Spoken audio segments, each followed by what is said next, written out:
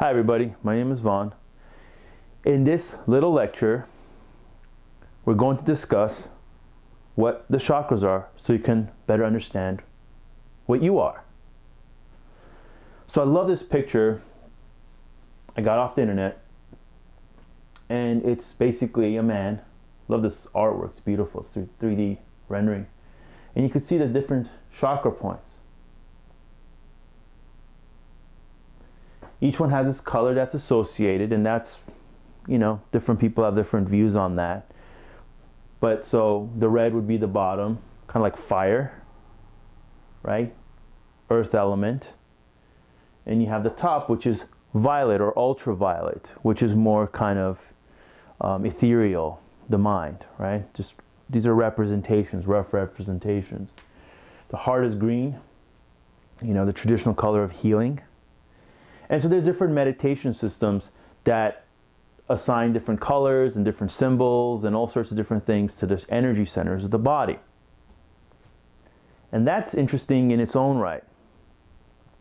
But this is just a model, just an idea for you to get in your mind about the chakras, which are essentially these energy centers of the body. Now, with the philosophy that I work with my work, we work more with the mind, more with the energies, and of course we work with the physical too, and we're going to talk about the physical nature of the chakras. They're associated with the endocrine glands. But it goes a little bit deeper than that, and it has deeper implications within the realm of resonance and harmonics into bigger systems that we belong to in the physical universe. So we have this ancient notion of, again, you're looking at the chakras again, but put it a little bit differently, and it's modeled under the old school elements system of the earth, water, air, and fire. It all makes sense. Air with the lungs, water with the kidneys, earth with, the earth, like, being at the lower area. I mean, you're looking at, for example, estrogen and testosterone, which the ovaries, are responsible for, the testes and ovaries. They produce the hormones that model the skeleton, right? So a woman looks more womanly, man looks more masculine. Yes? So, and of course, the feces and the urine and excrement is handled all in this lower level, and those are just basically earth elements going back to earth. Of course, the fire, which is fire, but it's also plasma, and we're going to get into plasma in a little bit with this within this lecture, which is very interesting.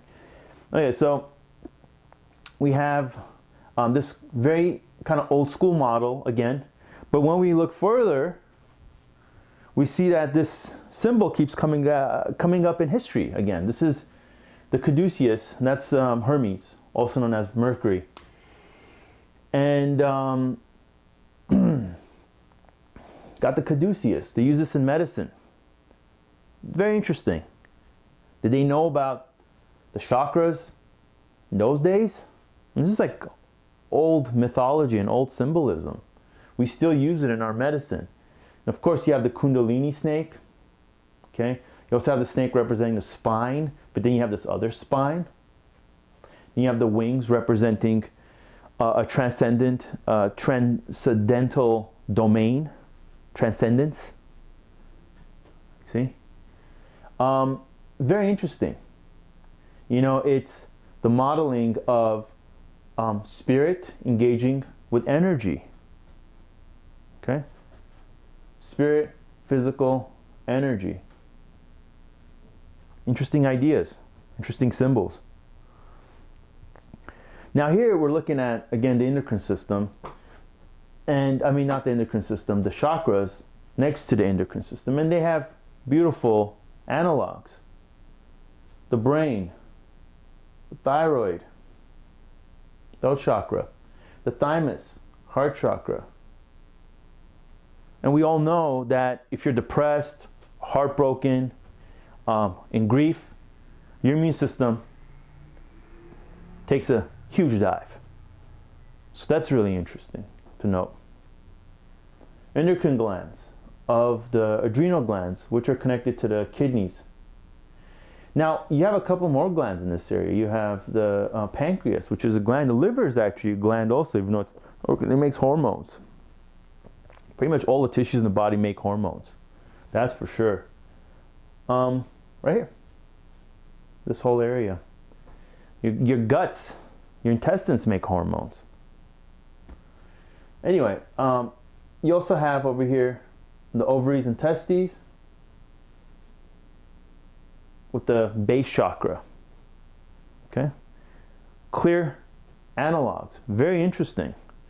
But each one of these chakra points represents something a little different in our psyche, in our consciousness. So for example, the crown chakra has to do with beauty, spirituality, love of God, harmony. Third eye chakra, which is really connected to the head chakra, but we're just going to distinguish it as a discrete unit in itself.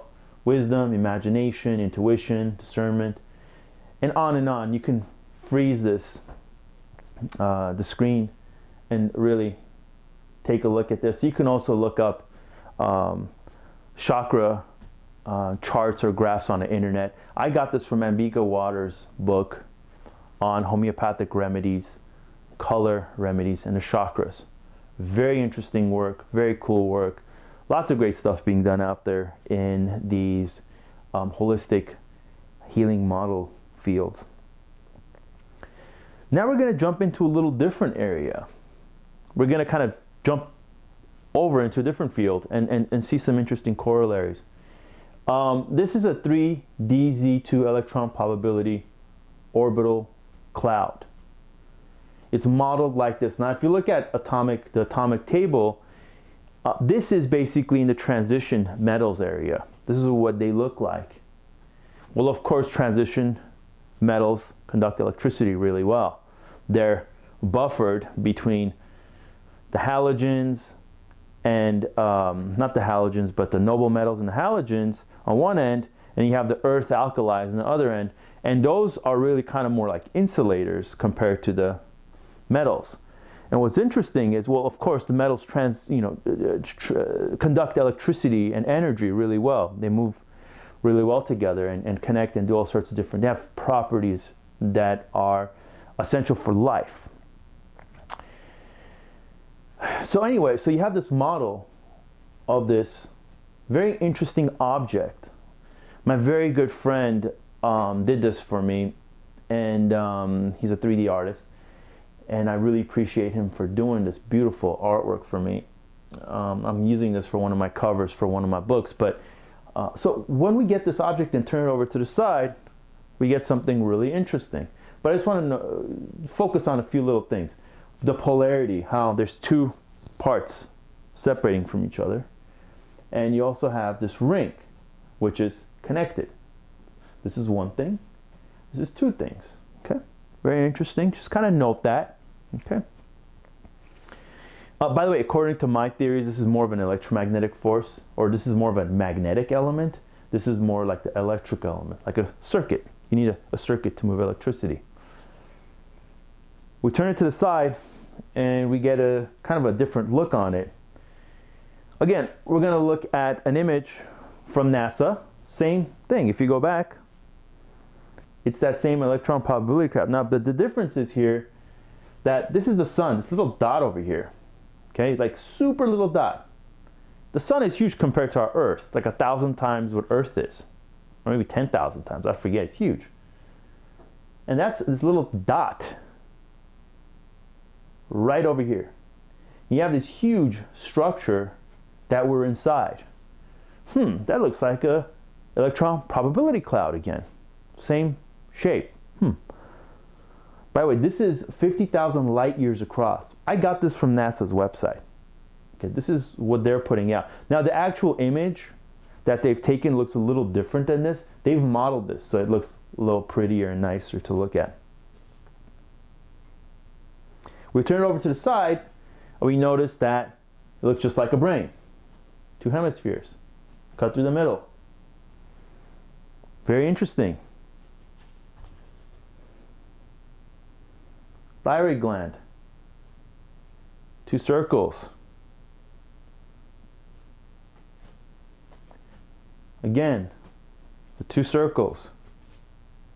Again, the kidneys and adrenals. In Chinese medicine, they consider this one organ, the kidneys or the renals and the adrenals, right on top. In Chinese medicine, these handle fear or the fight-flight response. Very interesting. Ovaries, same thing. Testes, same thing. And so we're looking at a very interesting fundamental structure of our being. These endocrine glands and their association with these energy centers. These energy centers being responsible in some ways, processing in our physical experience these psycho-emotional processes and experiences. You know, if you go back to that chart, you'll see what they're associated with. And once you do some work with meditating and clearing things in the body, you discover that, yeah, they are very much associated with those areas of the body, because you will find things coming out from those parts of the body that have been repressed or kind of imprinted. You know, whether it's fear or survival issues, you'll find that survival issues or money issues will be in the lower back, in the pelvis, survival issues in the pelvis. Whereas things of expression, for example, a classic one is that feeling there's like a ball in your throat when you want to get anger out or express yourself but you can't. Well, that's the energy being blocked. You know, where you feel like your heart is broken. Literally, your heart energy field is broken. It's in disharmony. It's not humming. It's not flowing right. I love this picture by Alex Gray. It really shows the energetic nature of the existence that we have, the spiritual nature, the energetic nature. And then I love the little grid work that's superimposed on the physical reality that we occupy. Very beautiful artwork, and I think it captures something very essential to our experience in life. So that's it. Hope you stick around for the next lecture. Have a great day.